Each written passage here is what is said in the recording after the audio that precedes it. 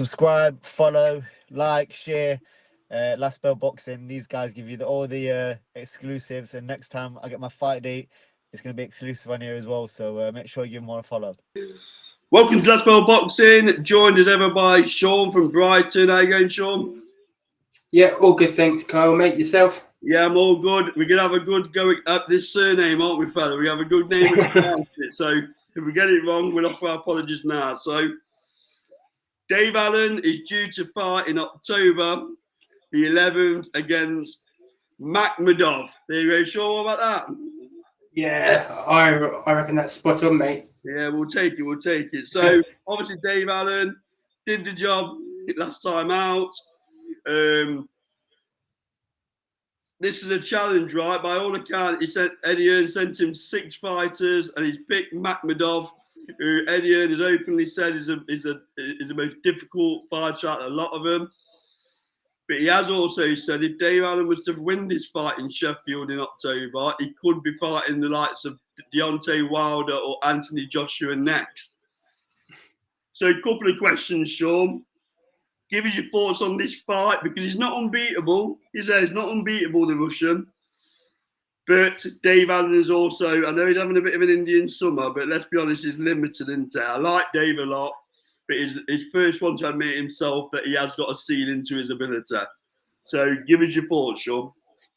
Yeah, I mean, it's a decent fight on paper. I think Mehmet Dayov, as I will call him, he was on the old Saudi show, wasn't he? He's the Russian Canadian fella, the big yes, and he wasn't exactly the second coming of Muhammad Ali, was it?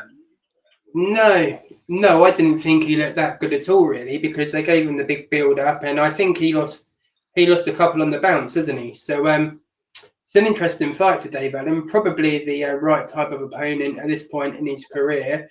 As you say, he's in a bit of an Indian summer, is Dave. So yeah, there's no reason why he can't beat him. I mean, you probably would put him at a higher level than Johnny Fisher, but I don't think there's much in that level, to be honest, if I'm being honest with you. So I think probably Dave Allen could do it, but it'll be interesting to see.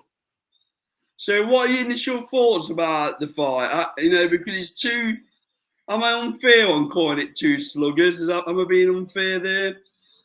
No, I don't think so. I think that's a good way to describe it, and that's exactly what it is, I think. Yeah, they're two fighters, really, that are at a crossroads in their career, I think, where there's nowhere really to go for the loser. Because let's be honest, I don't envisage any of them being sort of well level or challenging that high up. So I tell you, Makhmudov reminds me of a bit of a David Price, where he's got all the razzmatazz and all the backing, and people think he can achieve X, Y, and Z. And I've got a distinct feeling that he ain't going to go on to achieve any of it. Yeah, I mean, that is a good point, isn't it? He's basically the same frame as David Price, isn't he? So, no, that is a really good comparison, and I agree. I don't think so. I mean, wasn't he let go by Top Rank because he was obviously a big hype by them? It was going to be their next big thing, and then obviously he suffered those two defeats, and then since then, it's a big old lump. But don't get me wrong, if he clips you, you're in trouble.